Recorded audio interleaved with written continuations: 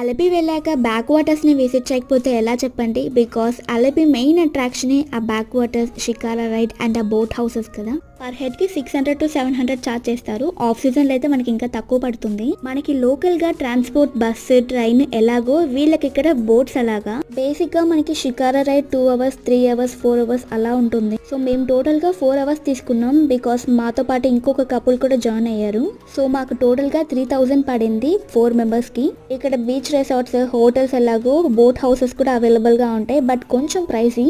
ఈ రైడ్ అయితే complete satisfaction ఇస్తుంది. ఒక్కొక్క లొకేషన్ అంత బాగుంటుంది. చిన్న చిన్న విలేజెస్ మీద తీసుకెళ్తారు. అలా ఒక ప్లేస్ లో లంచ్ కి స్టాప్ చేశారు. సో ఇక్కడ ఫిష్ అండ్ ప్రాన్స్ తీసుకున్నాం. అండ్ మాకు ఇక్కడ క్యూట్ బేబీ ఈగల్ ఒకటి కనిపించింది. దాంతో కొన్ని ఫొటోస్ దిగాము. ఇంకా లంచ్ విషయానికి వస్తే full Kerala authentic food, both ఆ veg and non veg available గా ఉంటాయి. అలా మా లంచ్ అయిపోయాక వీఆర్ రిటర్నింగ్ బ్యాక్. ఎక్కడ పికప్ చేసుకున్నారో అక్కడే డ్రాప్ చేస్తారు.